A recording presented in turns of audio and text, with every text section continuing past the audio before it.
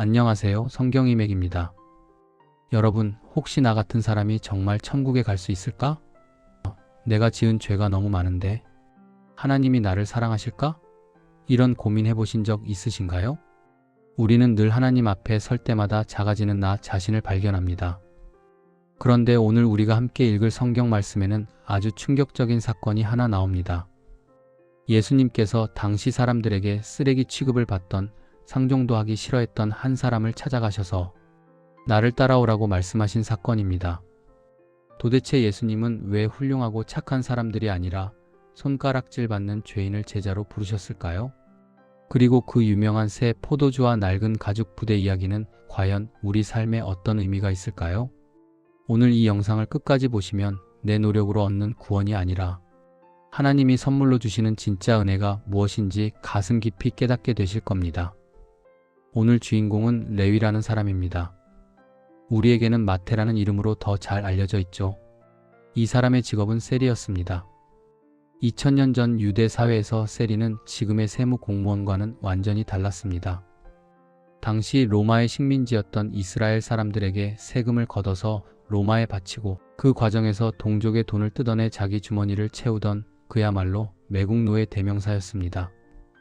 길을 가다 세리를 만나면 사람들은 침을 뱉었고 세리가 법정에서 증언을 해도 저놈 말은 거짓말이다라며 믿어주지도 않았습니다.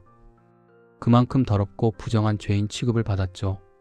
그런데 놀랍게도 예수님이 그 세관 앞을 지나가시다가 레위를 보십니다. 그리고는 대뜸 나를 따르라고 말씀하십니다.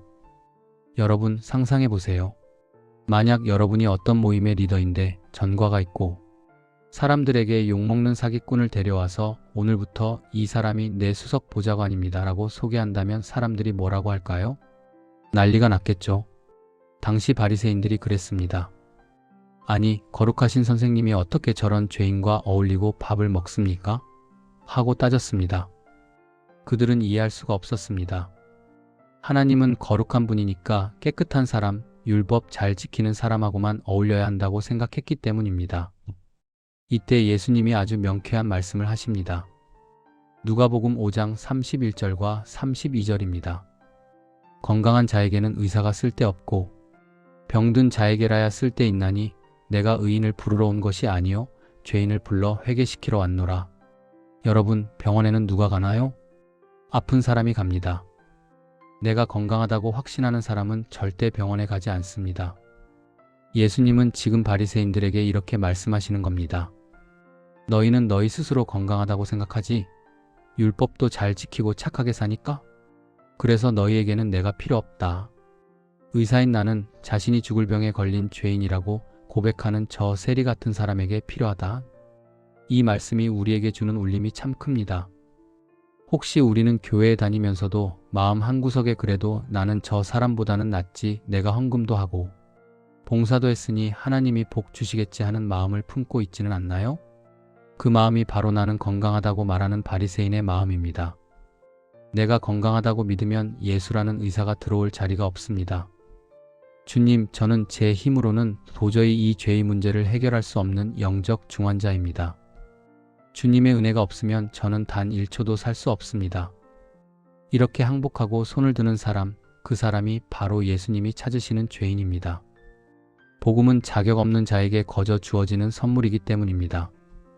예수님이 이렇게 죄인들을 제자로 삼으시고 함께 먹고 마시며 잔치를 벌이니까 바리새인들이 또 딴지를 겁니다.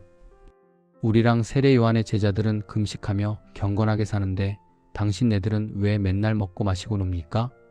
그들에게 신앙생활은 꾹 참고 견디는 고행이나 금식을 통해 자신의 의로움을 뽐내는 수단이었습니다. 하지만 예수님은 혼인집 손님들이 신랑과 함께 있는데 굶을 수 있느냐? 라고 하십니다. 여러분, 결혼식 잔치에 가서 나는 경건하니까 밥 안 먹겠습니다 하고 인상 쓰고 앉아있으면 그게 축하해 주는 건가요? 아니죠. 민폐입니다. 신랑 되신 예수님이 우리와 함께 계시는데 우리가 슬퍼할 이유가 없습니다. 기독교는 억지로 참는 종교가 아니라 구원의 기쁨을 누리는 잔치입니다. 그리고 이어서 예수님은 그 유명한 새 포도주와 낡은 가죽 부대 비유를 말씀하십니다.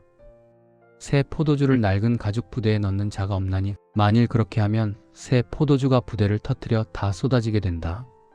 옛날에는 동물의 가죽으로 물통을 만들었습니다. 오래된 가죽 부대는 딱딱하게 굳어서 신축성이 없습니다. 그런데 거기에 막 발효가 시작된 새 포도주를 넣으면 어떻게 될까요? 포도주가 부글부글 끓어오르며 가스를 내뿜고 팽창하는데 굳어버린 가죽이 그걸 견디지 못하고 펑하고 터져버립니다. 여기서 낡은 가죽 부대는 무엇일까요? 바로 내 노력으로 하나님을 기쁘게 하겠다는 율법주의, 인간의 고집, 내가 이만큼 했으니 보상해달라는 보상 심리입니다. 반면에 새 포도주는 무엇일까요? 우리를 위해 십자가에서 죽으신 예수님의 사랑, 그 통제할 수 없는 폭발적인 은혜입니다. 이 엄청난 은혜를 내 행위라는 낡은 틀에 가두려고 하면 신앙생활이 터져버립니다. 기쁨이 사라지고 남을 정죄하게 되고 늘 불안해집니다. 예수님의 은혜라는 새 포도주는 오직 예수님이라는 새 부대에만 담아야 합니다. 내 자랑, 내 공로 다 버리고 오직 예수님의 십자가 공로만 의지하는 것, 그것이 새 부대가 되는 길입니다. 예수님은 마지막에 뼈있는 말씀을 하십니다. 묵은 포도주를 마시고 새 것을 원하는 자가 없나니 이는 묵은 것이 좋다 함이니라. 사람은 본능적으로 익숙한 걸 좋아합니다. 내가 열심히 해서 복 받았다라고 말하는 게 내 자존심을 세워주기 때문에 그 묵은 포도주 맛을 못 잊습니다. 너는 한 게 없어, 다 은혜야라는 새 포도주는 왠지 내 자존심이 상하거든요. 하지만 사랑하는 여러분, 묵은 것을 버려야 새 것이 옵니다. 내 고집, 내 알량한 의로움을 쓰레기통에 버려야 예수님의 진짜 생명이 내 안에서 역사합니다. 오늘 말씀을 통해 우리는 확인했습니다. 예수님은 건강한 척하는 의인이 아니라 아프다고 소리치는 죄인을 부르러 오셨습니다. 그리고 내 행위가 아닌 오직 은혜로 우리를 덮어주십니다. 오늘 하루 하나님 앞에서 이렇게 고백해 보시면 어떨까요? 하나님, 저는 환자입니다. 주님의 은혜 없이는 살 수 없습니다. 내 고집이라는 낡은 부대를 버리고 예수님의 사랑이라는 새 포도주로 제 마음을 채워주세요. 이 고백이 여러분의 삶을 진짜 천국 잔치로 만들어줄 것입니다. 오늘 말씀은 여기까지이고요. 여러분의 생각 댓글로 남겨주시고 오늘 내용에 은혜 받으셨다면 주변 지인분들에게 꼭 공유 부탁드립니다. 새로운 말씀은 매일 저녁 9시에 업로드합니다.